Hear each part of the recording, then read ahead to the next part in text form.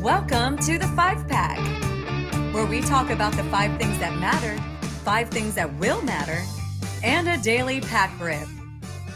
Here is your host, Kyle Elfrink. Okay, let's get it rolling. Brand new week of the 5-Pack right here on the Better Sports Network. Kyle Elfrink hanging out with you on this Monday. Hopefully everybody had a wonderful week, and hopefully all of you were able to celebrate and enjoy Mother's Day. Whoever that mother is in your life, hopefully you gave them what they deserve on the day that is theirs. And I will say that if you forgot everything about Mother's Day, you were one of those bad sons, or maybe one of those awful husbands. You just forgot.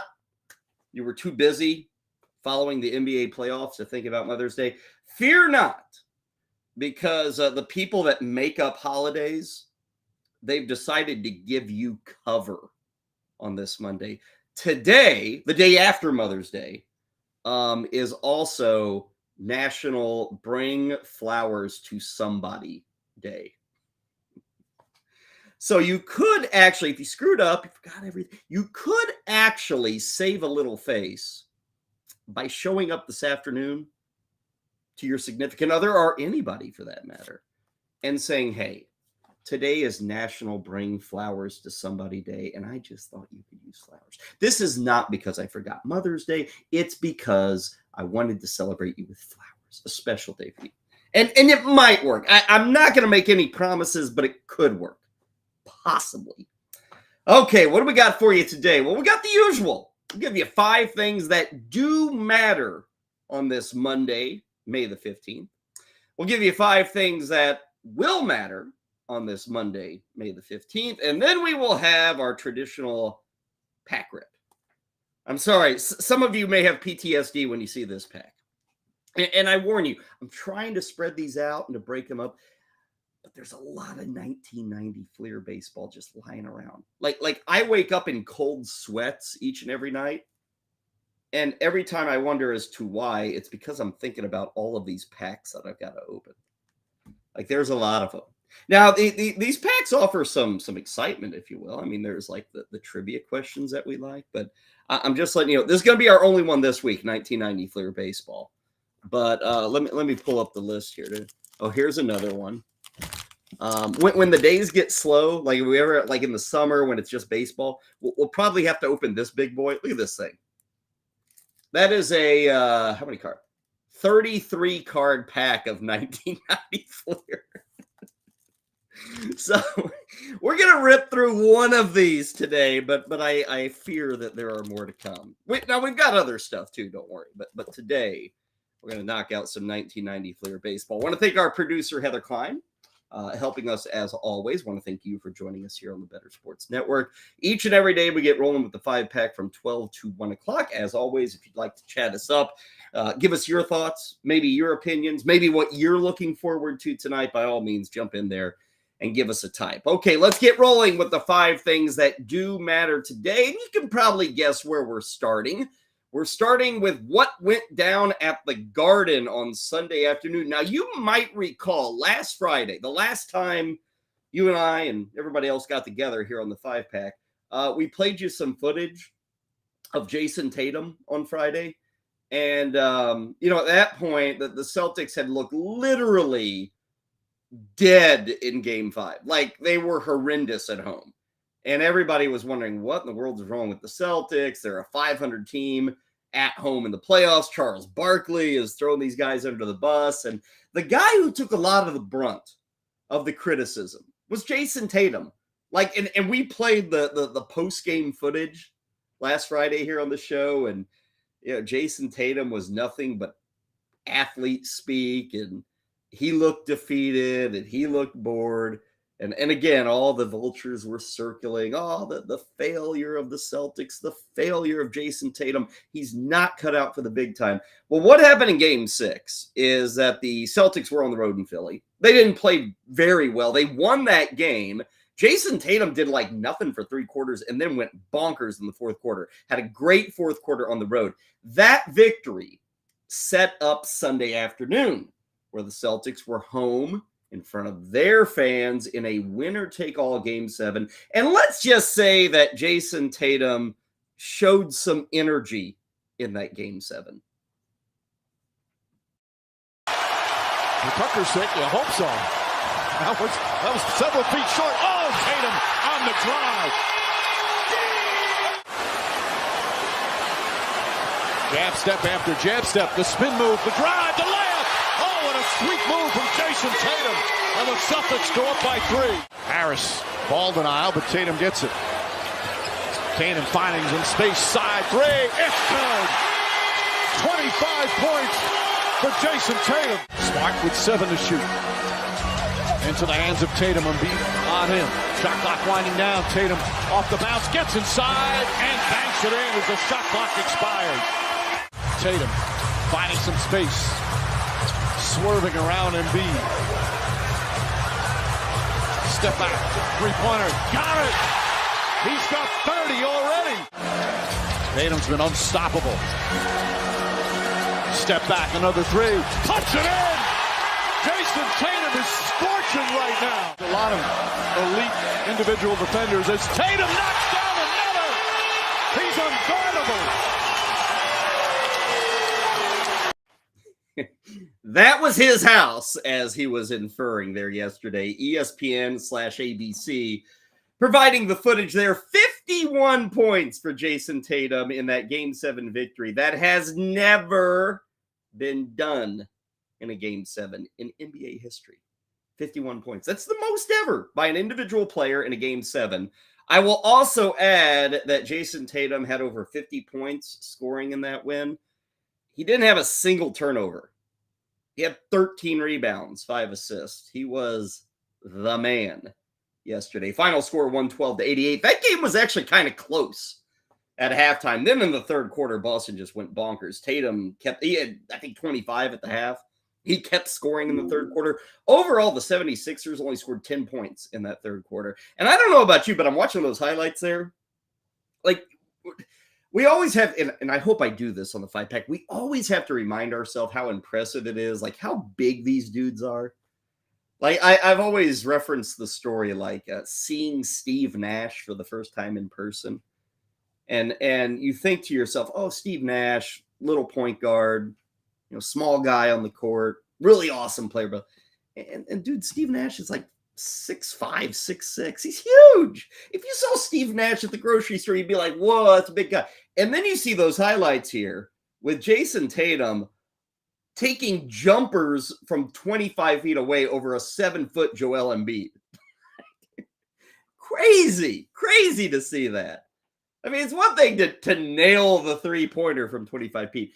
It's a whole other thing to nail the three-pointer from 25 feet while jacking it over the outstretched hands of Joel Embiid. So Jayson Tatum, monstrous. Celtics now advance to take on Miami. Game 1 of that series. Not going to be until Wednesday night. Going to be in Boston. They've got the higher seed there. Check out the early odds. Boston is a heavy favorite. Minus 525 to win this series against Miami. The Heat are plus 400. Now, Miami's been resting here for a few days. They got a couple of more days to rest. So hopefully Jimmy Butler and everybody else is back. Now, Miami's been beating the odds the whole series, the whole NBA playoffs, I should say. But plus 400 for them. So if you're feeling the heat, if you think it's destiny, maybe put down some coin on that plus 400. Should add for Philadelphia, Joel Embiid, James Harden, 24 combined points yesterday. So instead of the questions that we asked last week about the Celtics, now all the questions are being asked of the 76ers. The difference is when you ask the questions of the Celtics last week, they can go out and shut us up. And they did. When you ask the questions today about the 76ers, there is no chance to go out and shut us up because the season's over. So now they'll just have to sit around and wait. Speaking of teams that have to sit around and just enjoy the offseason, let's take you to the NHL playoffs, where last night, the Edmonton Oilers, a team that I have publicly professed to enjoy watching. I love watching the Oilers. They're fun. I was jumping on that bandwagon. I was in on the Oilers. Not that I thought they were the best team, but they were fun. They were a team to root on when you don't have a rooting interest. So the Oilers were my team. Well, now I got to find a new team because last night the Las Vegas Golden Knights took care of the Edmonton Oilers in Game 6, and they did it because of Jonathan Marchessault. Centers. Goes to Eichel. Eichel looking. Always looking to make the pass first. You wouldn't mind to see him shoot a little more often. To the net. Tipped in front. Marchessault scores! Jonathan Marchessault is on the board. And the Knights have tied the game at 2. Good forecheck there by Marchessault to battle and take it away from Draisaitl. Barbashev fishes it out. He's got Martinez open. He goes to him. Martinez! That was ripped. Score! Rebound in front, and Marchessault has his second. One penalty about to expire. It's now 4-on-4 again. Pietrangelo left. Marchessault shoots. He scores! It's a hat trick for Marchessault. The Knights have a 4-2 lead with 1:24 to go in the second period. It's the second playoff hat trick for Jonathan Marchessault. 3 goals in this period for Marchessault, and the Knights have their largest lead of the day. Jonathan, big rip from the left circle. That is a natural hat trick on 3 straight goals in 1 period for Jonathan Marchessault. Vegas goes on for a 5-2 road victory. Couple of fascinating things here. First off, Marchessault is your all-time playoff scorer for the Las Vegas Knights. He's got 26 playoff goals. Now, you might be saying to yourself, well, whatever. I mean, it's got to be somebody. The Golden Knights have only been around for 6-7 years. But let's talk about the Golden Knights, shall we? Let's talk about this franchise.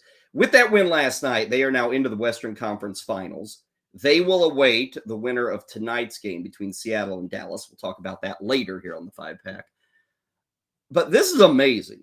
Las Vegas, this is year number 6 of that franchise. Year number 6. They have now made the Western Conference Finals 4 times in 6 years as a franchise.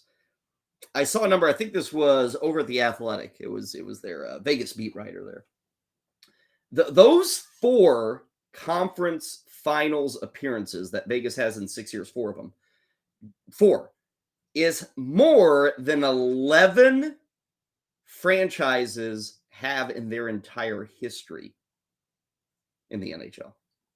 So Vegas already has 4 in their franchise history. There are 11 teams in the NHL that have been around for 30 years, 40 years, 50 years, 60, 80 years. I don't know. They don't even have 4 Western Conference appearances. And Vegas has 4 in 6 years. Get the video there courtesy of ESPN. Want to shout out Adin Hill in net for Vegas. If you caught that game last night, Adin Hill gave up 2 goals on the first 2 shots of the game.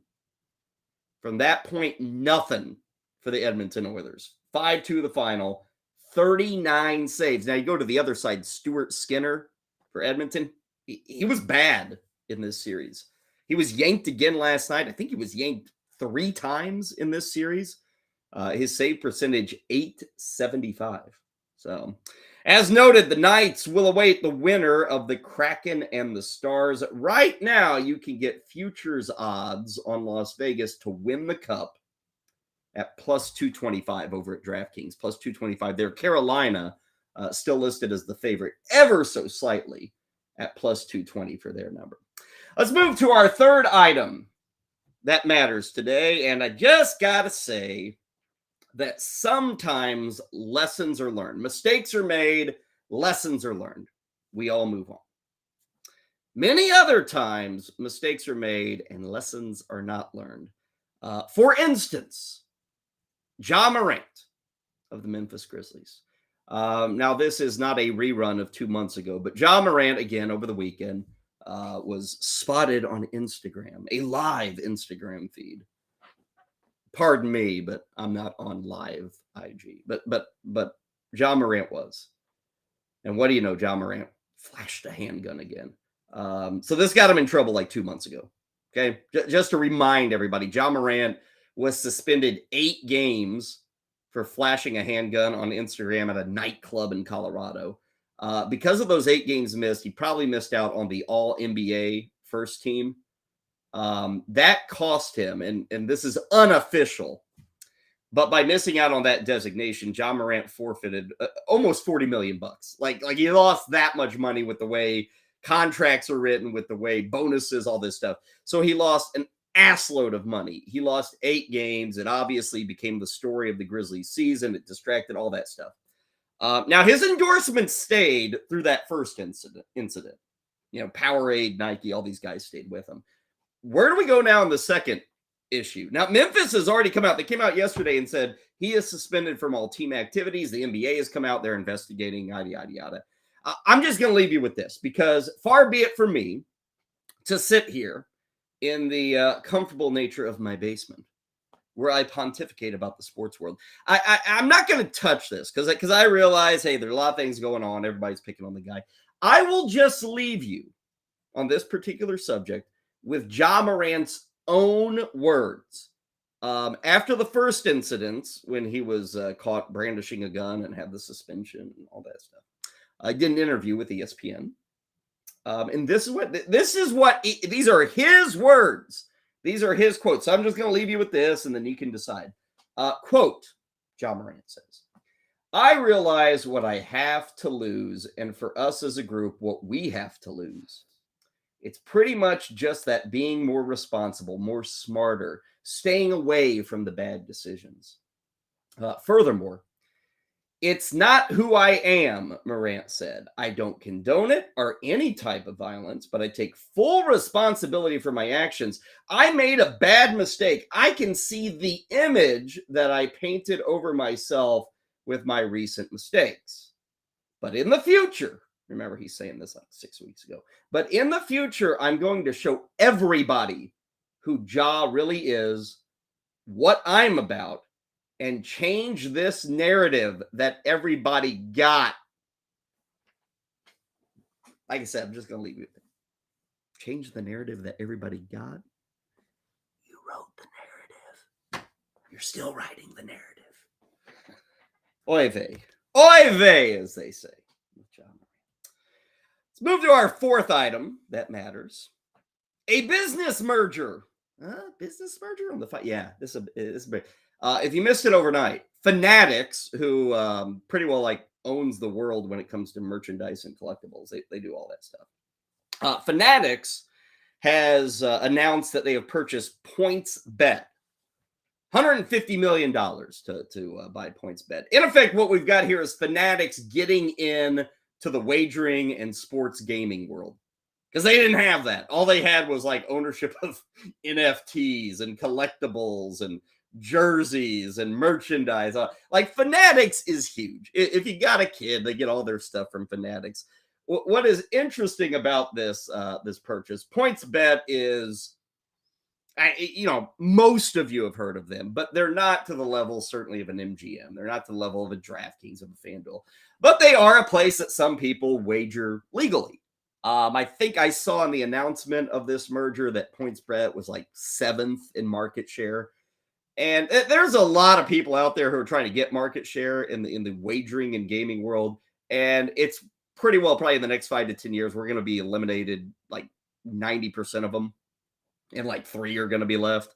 I don't know if PointsBet is there. I don't know if Fanatics is there. It helps that Fanatics is going to throw their expertise behind this. Why does this matter? This matters quite simply for this. This is going to be the beginning, maybe not even the beginning. This is a continued process of culling the herd of those that provide sports wagering, gambling, all that stuff. 5 years ago yesterday, in fact, the Supreme Court came out and said, okay, you guys can do this state by state, make your decisions. And not all states allow it. 15, 20 states don't allow it, but many big boys do. New York and Illinois and a lot of other big states do allow it. But so everybody got into this new gaming field, and not everybody can survive. That's just the way it's going to work. So the people with money survive pretty well. The people who put out good customer service, good product, all that stuff, they survive. PointsBet was probably going to die. Fantastic swooped in, bought him for $150 million. This could work, and I'll tell you why. If you're already going to Fanatics for your jersey, you're going to Fanatics for your, autographed, Ja Morant card, who knows, collectibles, NFTs, all. Now you can say, oh, I can also wager on sports. In effect, you are taking a casual sports consumer. Not that everybody who goes to Fanatics is casual, but a casual, you got 17-year-old high school kid. You got a 22-year-old guy who suddenly has moved to a new city and he wants to be a Cleveland Browns fan, whatever. They go to Fanatics, they purchase the stuff, yada, yada, yada. Now, when they go there, the casual fan can say, I'm going to the Browns game on Sunday. Look at this. I can buy my Deshaun Watson jersey and I can put $10 down on the Browns to win. You get a cross-pollination. So it makes sense. I don't know if it's going to work for Fanatics, but it makes a little bit of sense. So you get in front of more fans. You get in front of more eyeballs. But again, kind of the big thing here is just a reminder that there are a lot of spots right now, a lot of places that you can go to wager a few bucks, to get excited. Not all of them are going to be here in 4 or 5 years. And not to say anybody's going to get burned. It's not going to be like First Republic Bank or anything. Or Silicon Valley Bank. But 5 years from now, I bet we've got like 4 or 5 entities. And yeah, there'll be other places that get like 0.2% of market share. But you'll have like 4 entities that will own like 90+% of the market. Which, hey, is it bad? Is it good? Who the hell knows? Pretty well every market's like that. Whatever market you're looking at, it's owned by 2, 3, maybe 4 individuals. So wagering is going to go that direction. But PointsBet was probably on the outs. Fanatics comes in, buys them for $150 million. We'll see where it leads. But I do understand the business strategy. And if you are not a sports gambler, but you are somebody who likes to get your paraphernalia, probably go to Fanatics, and now you're probably going to be looking at ads for 2-for-1s or put this deposit, get this payday. You know, you're going to see that stuff. That's what it is. Let's move to our 5th item that matters today, and we'll break away from the norm with this one. I was talking to Heather, our producer, and I said, you know what? It wasn't like a crazy busy day. There weren't huge things happening. You know, Celtics win, Knights win, that stuff. Let's give a little love to the world of poker.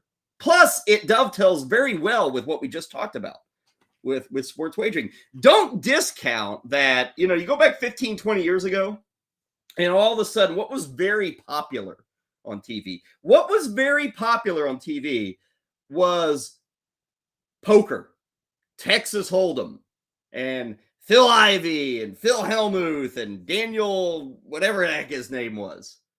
And that kind of made, oh, wow, look, people making money gambling. And it may not have been the biggest reason for where we find ourselves in 2023, but it was one of them. You could watch people gamble on TV. Newsflash, that didn't happen 30 years ago. Barely happened 20 years ago. But all of a sudden, you could watch people. It was hugely popular. I don't think it's as popular now as it used to be, but it was hugely popular. Well, one of the early superstars of those early days of poker, certainly when it got to TV, he was kind of seen as the Godfather of poker, a guy by the name of Doyle Brunson.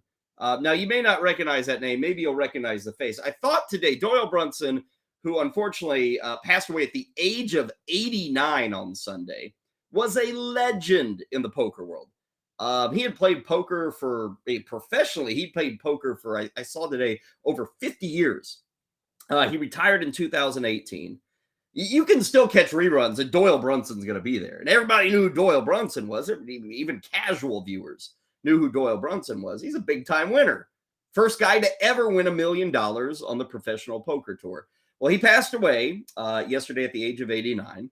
And since we don't get to do this very often, I said, what the hell? Let's do it today. So let's watch a classic Doyle Brunson highlight. I don't know when this was or where it was. I can tell you this. It was at a table where it was legal to gamble. It was on TV. And Doyle Brunson, the old KG veteran, taking a youngster to school. Let's watch this hand of poker. Meanwhile, Doyle's got aces back to back. There he goes. You understand? Raise the 2200. So are y'all playing straddle all Yeah, the we time? play Yeah, straddle. all- No, we're not playing strat all the time. Just this one round? Just the one round. Very interesting. I think Doyle was the first one to say what happened to the straddle. Not too often you get aces back to back. It's got one caller, Jamie Gold, with the same hand he had last time, King Jack. Oh, Sheiky. It's a What's up, repeat. idiot? This is unbelievable. You still got money? Flop comes 985. And 9 is the high card on the flop again. King on the turn. You could be the one that felt Sheiky and get a $1,000 tip today. Whichever dealer felt Sheiky gets a $1,000 What do you mean by tip. feeling Sheiky? Felts. No. Like when you say rebuy, the second you say rebuy, whether I'm in the pot or not, that dealer's going to get one of them things. And I'm going to laugh my ass off. You giving the dealer $1,000 for what? For felting Sheik. And Jamie's feeling comfortable now. He thinks maybe Doyle is slow played a pair of jacks, a pair of queens, and he's got the best hand with his kings. I figured you'll. He's never played with Doyle before, and he probably hasn't played with players the caliber of Doyle Brunson. Not believe me. Doyle has convinced Jamie that Jamie has the best hand, but now Jamie's starting to sense. Yeah. Well, what's going on now? Well, wait a minute. I thought I had this under control. Doyle raises the 26,000. But Jamie thinks it's a bluff. He calls. All right.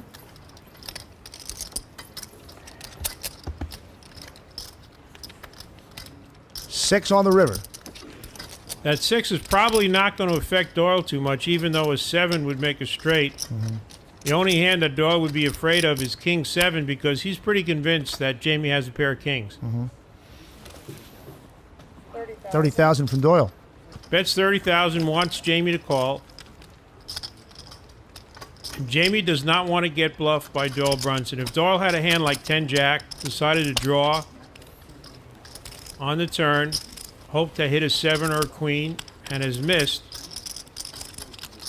he feels Doyle would probably bet 30,000 just like he bet. So Jamie knows that Doyle doesn't have a King 10 or a pair of jacks or a pair of queens because Doyle wouldn't bet 30,000. He knows Doyle has him beat or Doyle has a bluff. All right, I call. He calls. Aces, nice hand. I thought you had ace king, and I was making even a bad call either way. Well, Mr. Gold, welcome to High Stakes Poker. And have you met Mr. Doyle Brunson? I think everybody at that table talked except for the dealer and Doyle Brunson. Like everybody was talking. Didn't hear a word from old Doyle, did you? That is one of many great hands that you can watch courtesy of YouTube. Just go on there, search Doyle Brunson. And on a day like today, maybe take 15, 20 minutes. If you're into poker, you know Doyle, but you can watch the highlights on YouTube. Again, passing away at the age of 89, one of the absolute legends of the poker world. And he was doing it when it wasn't on TV, when it wasn't on YouTube, when it was kind of considered the dark arts, if you will. Doyle Brunson was making it a business, making it legit. By the way, if you're really into poker, and I'm not a huge Hold'em guy, but a lot of people in our industry are. If you're really into things, Doyle Brunson wrote a book. I think he published it himself in like 1978.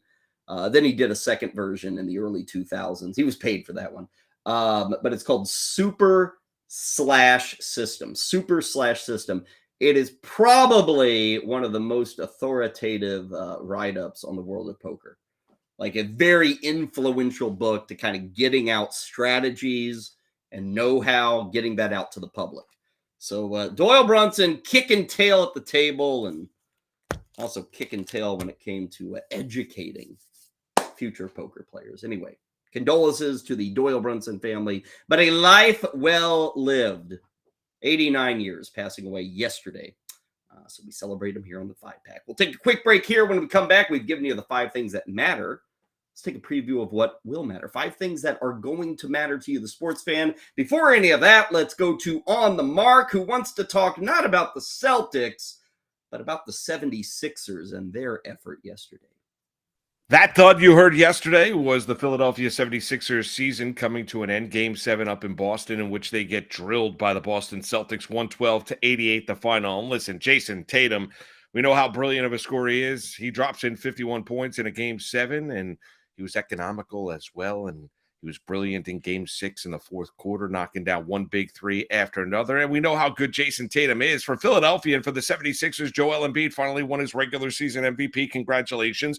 We know that Doc Rivers is terrible in closeout games, or specifically in Game 7s, especially when he doesn't have Kevin Garnett, Paul Pierce, or Ray Allen when he was the head coach of the Boston Celtics. And now the Philadelphia 76ers go into the offseason where Joel Embiid, after the game, paraphrasing here, basically says that he and James Harden can't do it all by themselves down in Philadelphia for two guys in a Game 7 on the road that combined for 24 points. How exactly do you say that if you're Joel Embiid? And listen, I love Embiid. How do you not? He's an unbelievable player, kind of an old school, back to the basket kind of center. He can also shoot the three. So there's nothing not to like about Joel Embiid, and he deserved the regular season MVP. However, for Philadelphia, for Daryl Morey and the 76ers, they now go into the offseason with massive questions, because what exactly is James Harden? Tyrese Maxey is probably the second best player on the team, and you've got your MVP basically pleading that he needs more help after his team got embarrassed in a Game 7 in Boston. Long summer indeed for the Philadelphia 76ers. Check out the comments below for a special offer from our friends at Fantasy Alarm.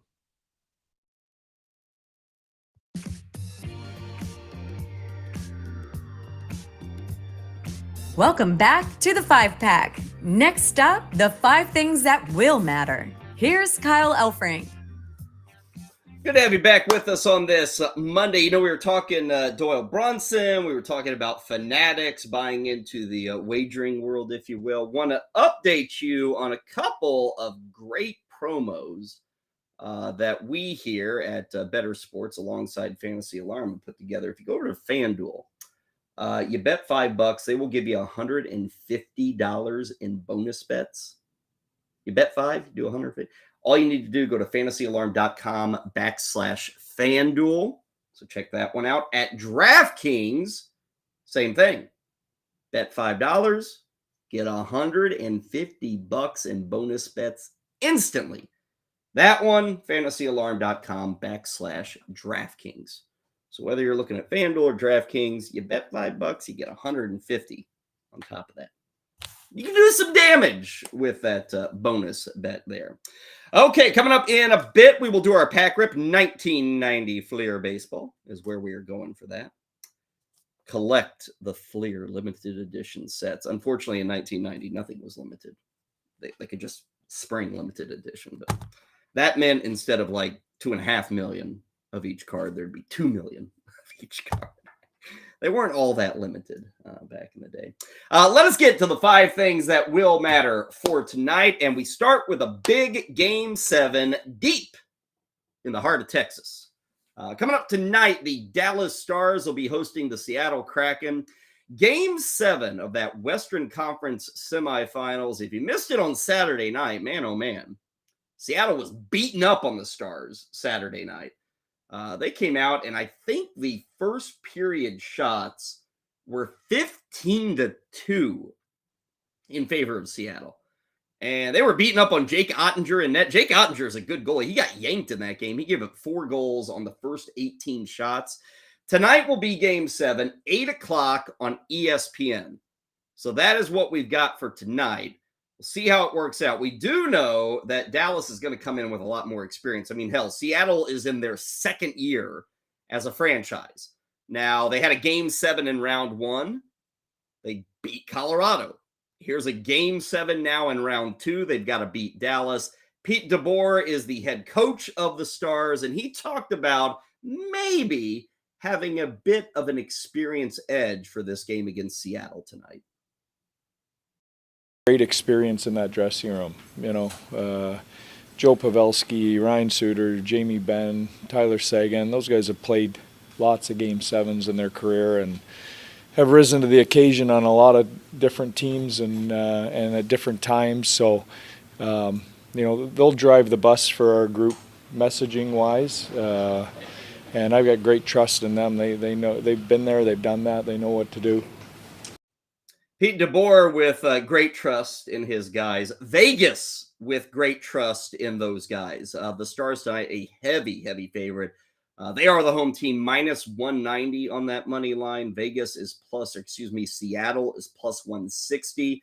Again, the winner will advance to take on the Las Vegas Golden Knights, 8 o'clock tonight on ESPN. One other thing on the wagering side, the over-under tonight for the Kraken and the Stars is a 6.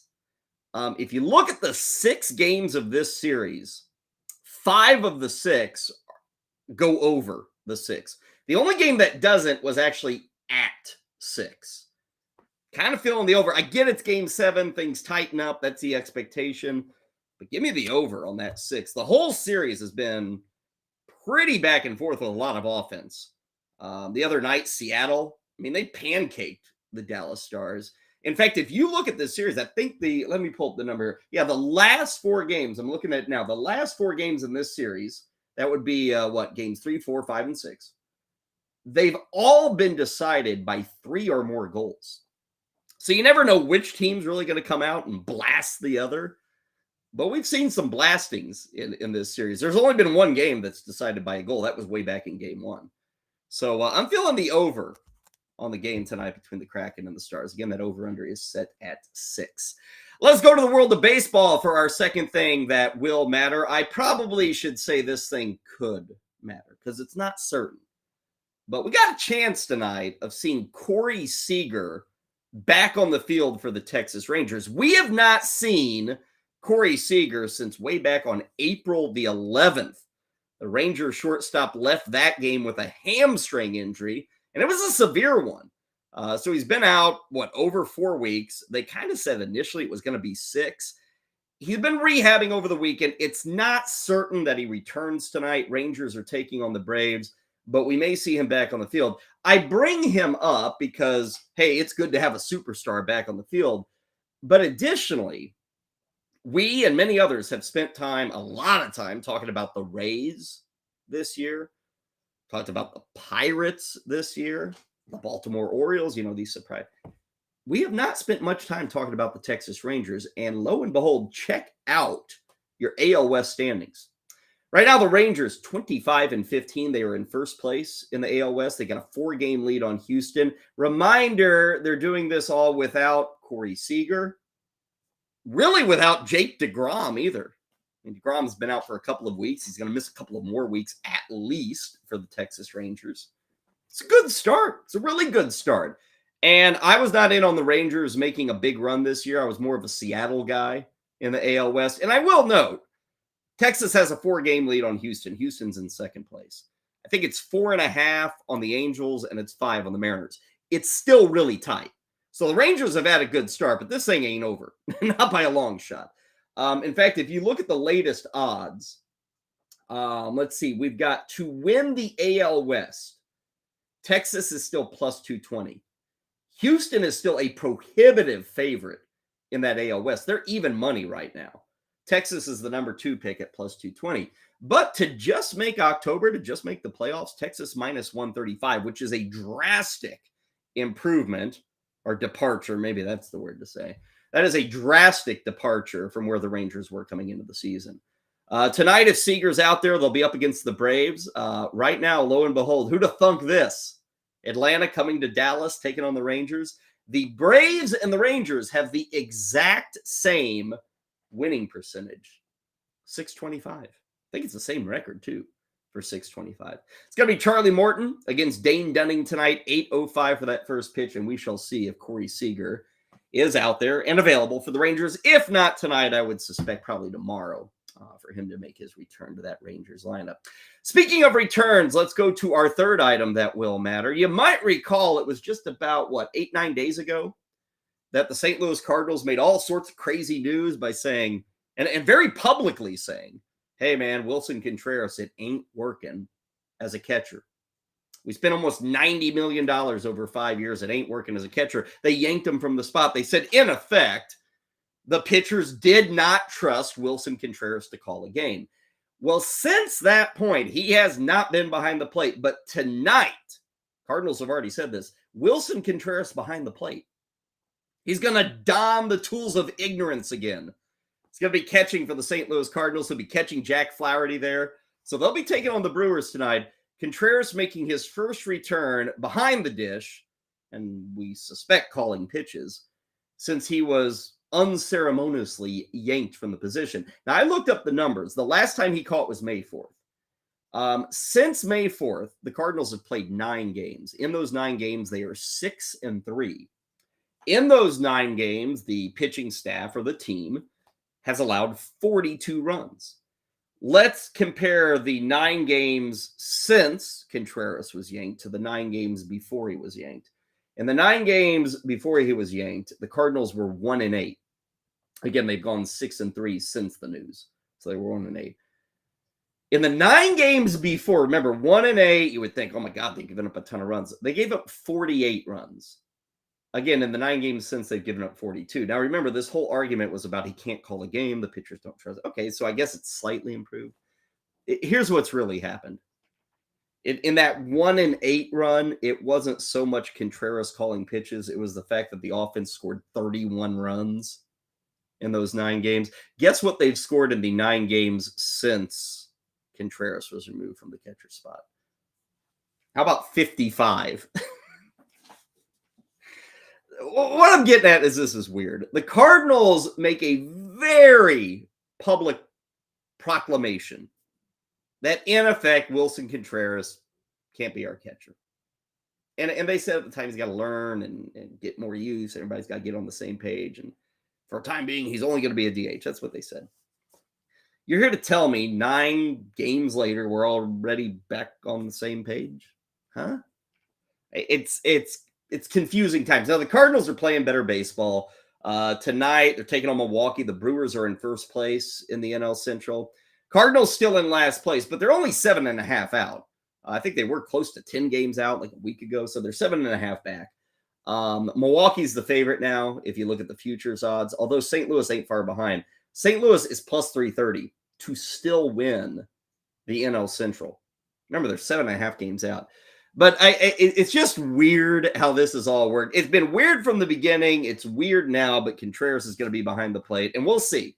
I don't know if the public at large has ever sat on their sofa for a Monday night baseball game and said, I'm going to watch the catcher, and I'm going to pay attention to the pitches that are being thrown, and I'm going to see if they can work this out. But that's what we're doing tonight for the Cardinals and the Brewers. I might add that Jack Flaherty, pitching tonight for the Cardinals for the return with Contreras, was one of the more vocal, I don't want to say critics of Contreras, but he was open about kind of questioning some of the pitch calling. See how it goes tonight. Flaherty's going up against Freddie Peralta. First pitch there is 7:45 in St. Louis. Let's move to our 4th item that will matter. We'll stay in the NL Central. We'll talk about the Cincinnati Reds. The Reds have called up a prospect. But before you get too excited, it's not the guy you might be thinking of. It's not Elly De La Cruz. It's not this guy. By the way, Elly De La Cruz, who we spotlighted last week, still killing it. He's got 25 hits in 21 games. He is not getting the call up for the Reds. And it's not this other guy either. It's not Christian Encarnacion Strand. That guy right now at AAA has an OPS of nearly 1,100. So it's not Encarnacion Strand, and it's not De La Cruz. Instead, the Cincinnati Reds are calling up this guy, a man by the name of Matt McLain. By the way, all these guys play the infield for the Reds. Now, Matt McLain, who the heck is Matt McLain? I'll tell you this, Matt McLain actually might be having a better season than Elly De La Cruz and Christian Encarnacion Strand. Matt McLain has an OPS of almost 1,200 at AAA. Now he is not the level of prospect that De La Cruz is or that Encarnacion Strand is, but he's a top 100 guy, barely inside the top 100. The Reds are loaded, by the way, in the minor leagues. We talked on this a bit last week. You know, they're going through their rebuild. We've seen Hunter Green, who's going to pitch tonight. We've seen Nick Lodolo, who's currently dealing with a calf injury. But now the hitters are going to come. And so today, Matt McLain gets the call up. He's had a great season. He's got power. He's got speed. He's got a lot of swing and miss in his game. So we'll see how it works out. He is not a can't-miss prospect by any stretch, but he's got talent, obviously. Good news for him is he's going to make his debut tonight in Colorado. Could you ask for a better place to make your major league debut than Coors Field? That's good. So Matt McClain is up, but I think what matters here is that with him up, the other guys are coming too. So Ellie De La Cruz, 2 weeks from now, maybe he's up. Encarnacion Strand, maybe he's up. If you're calling up McClain, you're probably ready to call up these other guys. So we will wait and see, but I think we're going to get all these guys called up. Tonight, the Reds are in Colorado, first of 3 in Denver, and Matt McClain, who is expected to be in the lineup, probably as a shortstop for the Reds. He'll be taking his hacks against Connor Siebold. Finally, our fifth thing that matters, back to the world of the NBA. The Milwaukee Bucks, they're looking for a coach. Now, if you've been asleep for the last 4 weeks, you might be wondering, why in the hell are the Bucks looking for a head coach? They finished first in the entire NBA this year. Really, first. Well, they're looking for a head coach because they were knocked out by the Miami Heat in round 1. And so they said, Mike Budenholzer, we don't care that you won us an NBA championship 2 years ago. We're going to kick you to the curb. It makes no sense, but that's how the NBA works. Anyway, Milwaukee's got to find a coach. It turns out we might be looking at Mark Jackson back on an NBA sideline. Now, he's been on an NBA sideline calling basketball games with ESPN and ABC. But the latest rumors say that Mark Jackson is in talks to join the Bucks. Now, here's the thing with Jackson. A, if somebody offers you a chance to coach Giannis Antetokounmpo, don't you take it immediately? I know I would. B, here's the other thing with Jackson. He's not coached in the NBA since 2014. As many of you might recall, the last team he coached was Golden State. When Mark Jackson was with Golden State, he was with them for 3 years. They were over 500. They were a playoff team, but they were not the Golden State that we know and love today. They weren't the historic Golden State Warriors. They were a young and improving Warriors team. But Mark Jackson, for 3 years, he was the head coach when Steph Curry got there. He was the head coach when Klay Thompson got there. He was the head coach when Draymond Green got there. Then he was dumped after the 2014 season. And the Warriors brought in Steve Kerr. And what's happened since then? Well, the Warriors have won 4 NBA titles. Steve Kerr, probably for sure, going to be an NBA Hall of Famer as a coach. Meanwhile, Mark Jackson is left to comment on the Warriors for the last decade or so. So this is a guy who probably feels that he got a little gypped. Probably feels that he got a little bit ripped off with the whole situation with Golden State. If this job is truly being offered and you get to return to the Bucks and Giannis, you're probably taking it, right? I think you are. Now, I will say the Bucks, they've got some big decisions, just like the Warriors do in this offseason, like who's going to stay, who's going to go, how do we fit all these guys into the cap? The Bucks have a bit of that going on, too, with Chris Middleton. And they don't have a lot of money to spend on depth. So it's kind of Drew Holiday and Giannis. That's the thing. So we'll see if Mark Jackson wants the gig, but did want to update you. Interviews probably taking place today. Jackson was in Boston to call that Game 7 between the Celtics and 76ers. I would almost guarantee he's visiting with Milwaukee today. There are no NBA games today, so he doesn't have work to do. So the interview's happening today. We'll see. Maybe there's an announcement by the end of the day. If they're really in on Jackson, we may get a quick announcement that he's going to be the guy. Those are the 5 things that will matter for today. When we return on the 5-pack, it is time to rip open some 1990 Fleer baseball. First, though, our man Ricky Props is recapping a bit of a rough NBA playoff weekend. Let's hear from him right now. Hey, it's Rick Kamla for Better Sports Network. How do I rank my top 5 buzzkills in the NBA over the weekend? Well, number 5, Joel Embiid, MVP, 15-8 in Game 7, and then threw teammates under the bus afterward. Number 4, James Harden shot 3 of 11, hit from the ball and taking shots like Ben Simmons in yet another epic playoff failure. Number 3, Klay Thompson shoots 3 of 19 as the champs go home. He shot 25% in the final 4 games. Number 2, Monty Williams got fired by Suns owner Matt Ishbia, who thinks he's Pat Riley. Monty got whacked because Chris Paul can't stay healthy, and DeAndre Ayton took his ball and went home. And number 1, John Morant appeared to have a gun in his hand on IG Live, got suspended by the Grizzlies 2 months after an 8-game suspension for doing the exact same thing. His immaturity continues, putting his career at a crossroads. Ja, grow up, please. We want you to check out the comments below for a special offer from our friends at Fantasy Alarm.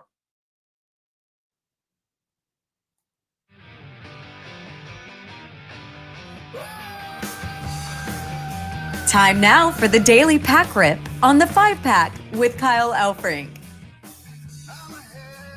I gotta say, I was just checking out the back of our 1990 Fleer baseball, and I always love reading what the giveaways were way back in the early 90s. This is 1990, so this is 33 years ago. I gotta say, I came across a word on the back of a baseball pack. I never would have considered this even possible, but it is a word. I don't believe I've ever read this word. Like, I saw this word and like, what the hell does that mean? So on the back of this set, you can order your official 1990 Fleer collector's pin. You can kind of see it there, I guess. Let's see. That's what it looks like, this black thing over here. Yeah, there it is. So there it is, an official pin. But the word that I saw here on the back of this pack is the one that caused me to dig through the memory banks if I'd ever come across this word. Let's see here. It says, this beautiful, you see that third word there? Cloisonne? Cloisonne? I don't even know what that is.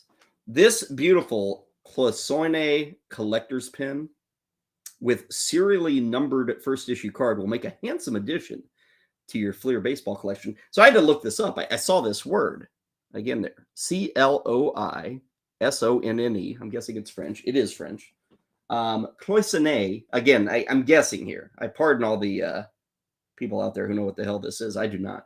Cloisonne is a way of enameling an object typically made of copper, whereby fine wires are used to delineate the decorative areas into which the enamel paste is applied before the object is fired and polished.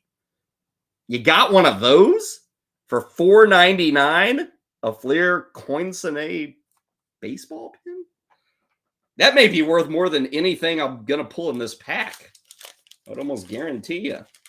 Okay, pack rip time. Boy, it's always so enjoyable when, like, you open the back of the pack here. We got a lot of these 1990 Fleer. You open the back of the pack, and literally this is the first thing you see. Does this count? Really? Checklist?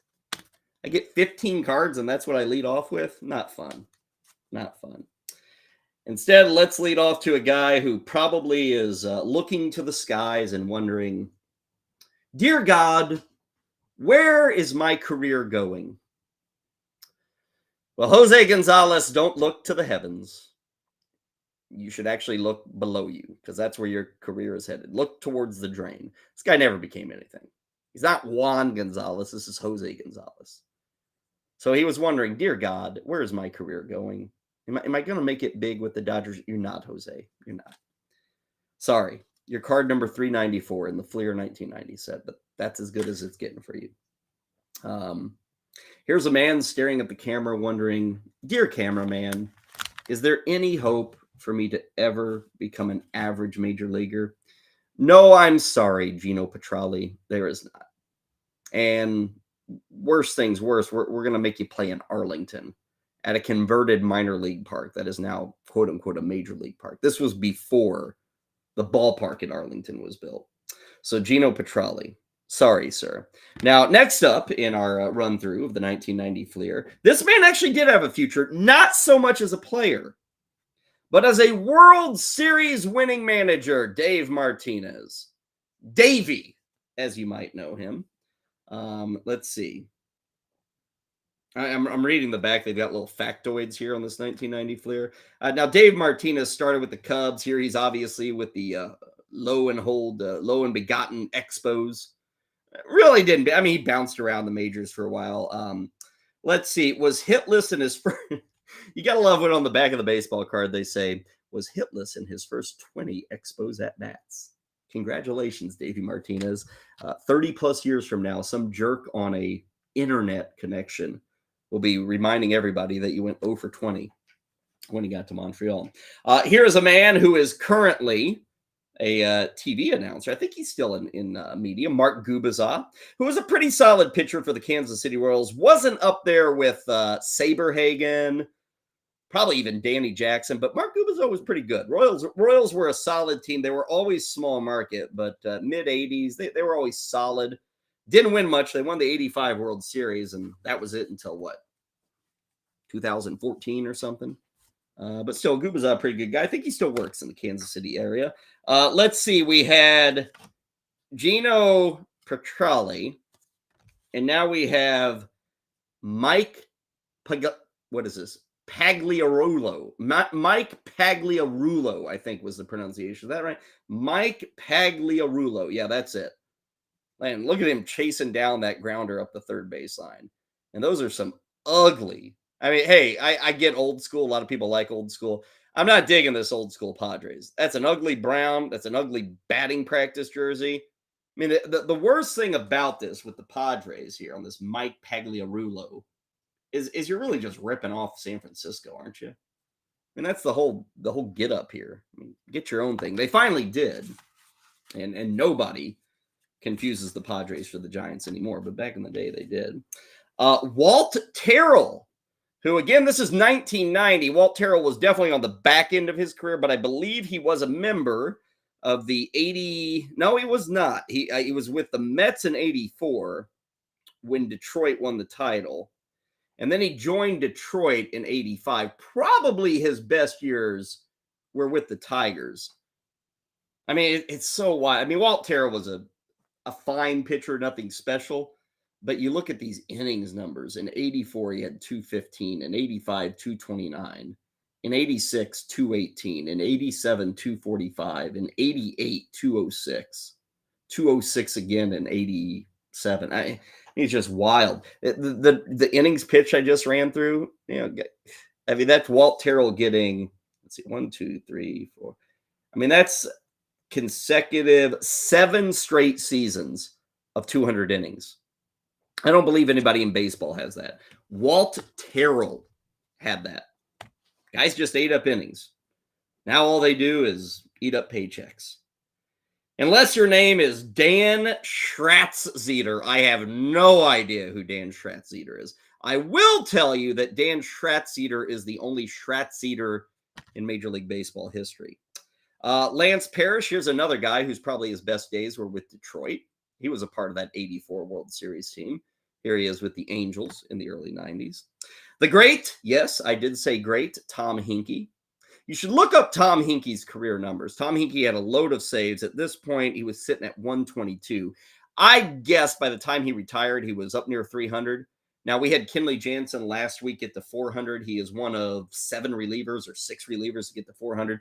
Tom Hinkie could have gotten there, but Tom Hinkie just left baseball. Tom Hinkie had like a year with 34 saves, and he said, I'm done. So he left on top. And I think he retired to a farm or something. Stan Javier, part of the Javier crew. There were a lot of Javiers floating around. A lot of Javier. He was the son of some other Javiers. Don't know exactly which Javier, but San Pedro de Marcos. We know that from the Dominican. Dickie Thon, he has showed up in our pack rips before. Both times we've mostly ignored him, so we'll ignore him again. Rance Mullinix, again, another guy in the 80s and early 90s who somehow got away with wearing glasses like this. Nerd alert, Rance Mullinix. Very good pitcher here, won a Cy Young Award. Doug Drabeck. When the Pirates were like in it to win it, when they had Bonds, when they had Bonilla, Doug Drabeck was the ace on the hill. In 89, he went 14-12 with a 2.80 ERA. He placed 6th in ERA in 1989. First in NL innings pitched and complete games. He was 2nd with 5 shutouts. He threw 244 innings in 89. And he came back in 1990, and I think the Pirates made the playoffs in 90. They took on the Reds in the playoffs. And he had another very good season, well over 200 innings. I think 90 was the year he won that Cy Young. Another great closer. How could you not be with that beard? No, this is not one of the bad guys from Superman. This is Jeff Reardon, who was an excellent closer with Minnesota. Also with the Expos. He kind of was best with the Expos, went to Minnesota, had a very good closing career. So there it is. Not the last time that we will see 1990 Fleer around these parts. And not the last time for me. I'll catch you tomorrow. 5-pack. At 12 Eastern.